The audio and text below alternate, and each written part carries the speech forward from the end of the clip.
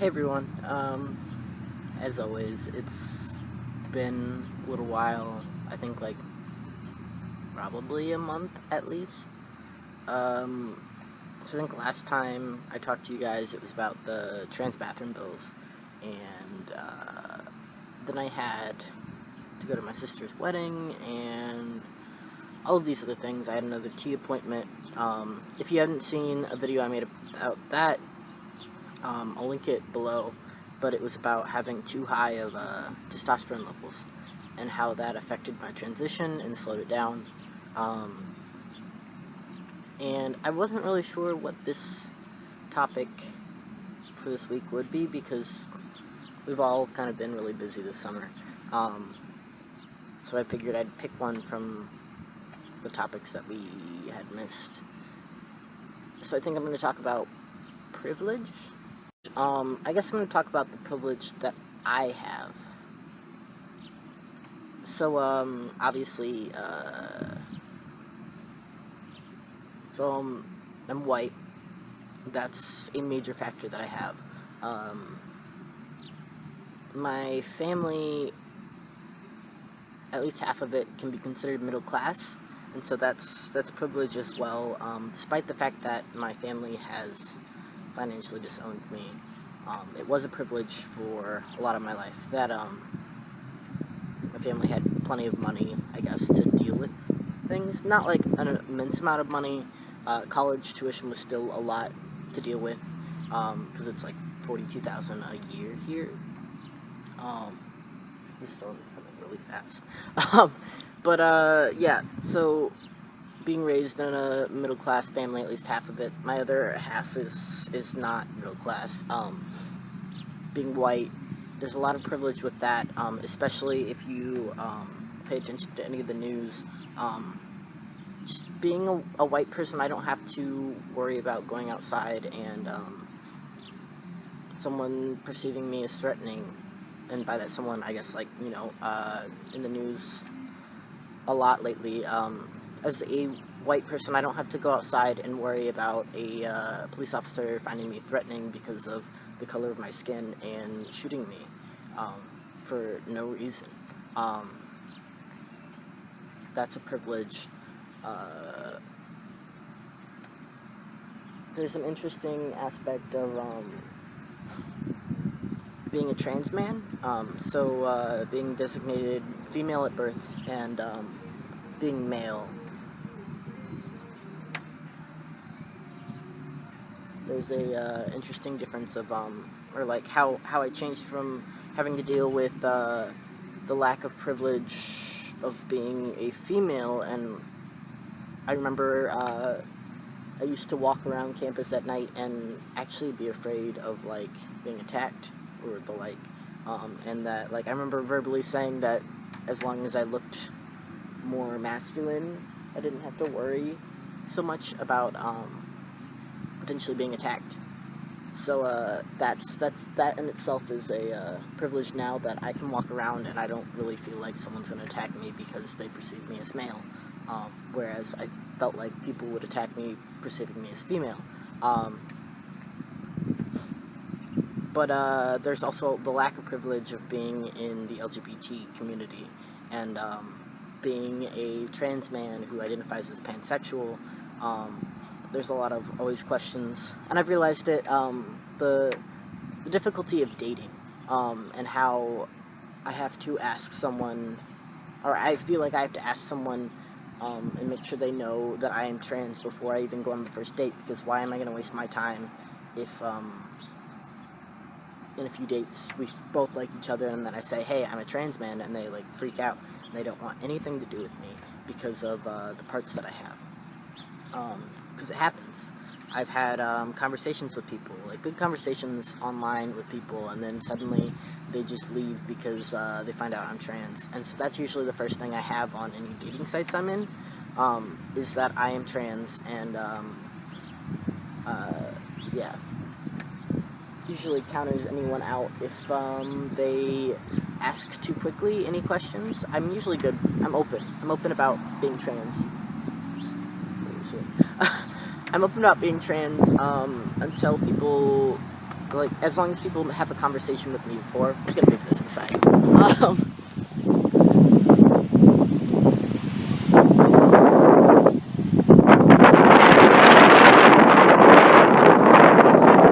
I decided to film this outside. We're gonna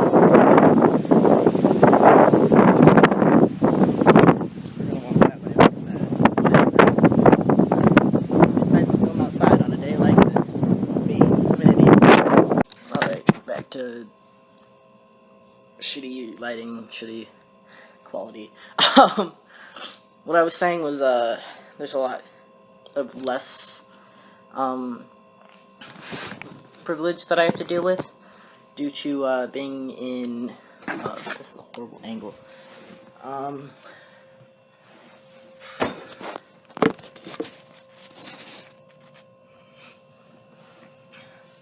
There's a lot of less privilege that I have to deal with, being in the LGBT community. So being trans,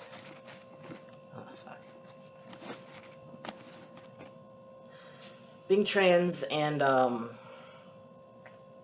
pansexual is an interesting experience. Like I was saying, I like to make sure that people know that I'm trans before any first date or meeting someone or anything.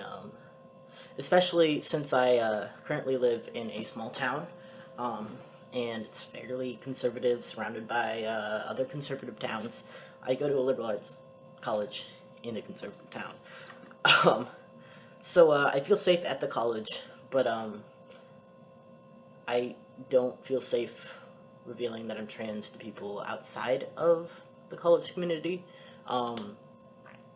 which is also why I didn't apply for summer jobs in town, because I was afraid that throughout it all, I would go and maybe get a call, and then people would be like, "Oh, you're trans. We're not gonna hire you." But like, not say it for that reason, or they wouldn't respect my name and pronouns or any of that, and I didn't want to deal with that. It's summertime, and I have to deal with enough stress during the school year, especially with this is gonna be my senior year, that I don't want to have to deal with transphobic people in the town, or having the whole town know that I am trans, and have someone decide to do something about that. I don't know. I'm not saying that like that would be what always happens, but I didn't want to take the risk. And so then you got to think there's the result that people do have the privilege that they don't have to worry about everyone knowing who they are and not being okay with that. So there's the privilege of people who can go and apply for those jobs, and no one's going to purposely mess up their name and pronouns or any of that, and no one's going to want to harm them because of who they are. Being pansexual is interesting as well. People don't always believe that that's a real thing, and I've had people worry because they think then I must like everyone, and so how am I supposed to ever be in a relationship if I can fall for anybody? And like, I don't know, not being concerned about someone's genitalia, but being more concerned about like who they are as a person, and then falling for them because of that doesn't really have to do with being disloyal. Like, it's not the same thing. Just because you can fall for someone of any gender doesn't mean that you're gonna like cheat on somebody or anything like that. So that's the difficulty there, but I've had less difficulty with that than I have with being trans, because what I've noticed is the common thing in dating is people saying, "Oh, well, like, it's a good thing that I'm bi." Like, I'm fine with people being bisexual and dating me, but I don't want them to be like, "Oh, well, like, it's a good thing since you don't have this male genitalia, but identify as male, that I'm bi, because that's how it works, and like that I'm okay with both." And it's like, no, you can be a gay man and date me. You can be a straight woman and date me. You can't be a lesbian and date me. You can't be a straight man and date me. That's it's about gender, not about the genitalia. And like I'm perfectly okay with people saying like people realizing that I don't have male genitalia and saying I'm not attracted to uh,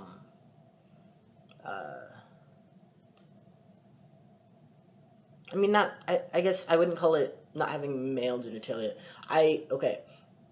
I'm okay with people saying that I'm not attracted to people who don't have penises. Okay, I don't have one. I understand that. Not everyone's attracted to all kinds of genitalia, but it also doesn't have to be I'm not attracted to trans men, or I'm not attracted to like that kind of thing. I don't know. I wouldn't call what I have female genitalia, but I wouldn't call it male genitalia. Um,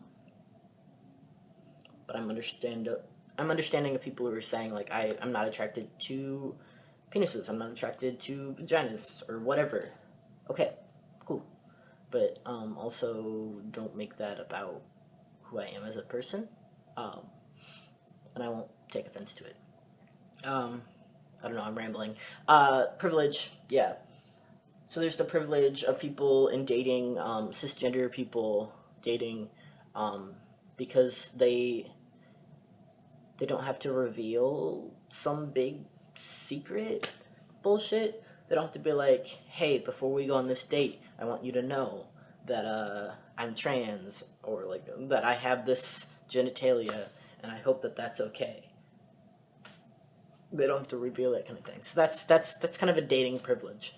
Um, and like sometimes I worry about like what if someone says it's okay and then they want to like they're actually not okay with it, or what if they say it's okay and I end up in a bad situation, or there's always the people who decide to tell everyone that I'm trans before they say anything else about me. They're like, hey, there's this guy I like, he's trans. Like, what? That doesn't have to do with anything. I mean, I'm open about it. I will probably bring it up. I will probably joke about it. But like, until I do, it's not your place to bring it up. Um, I think that's about all I have about privilege and stuff right now. Again, I'm going to try and make videos more. No promises, especially since I'm going to be busy next week. But I hope you all have had a great summer so far, and I will see you next time.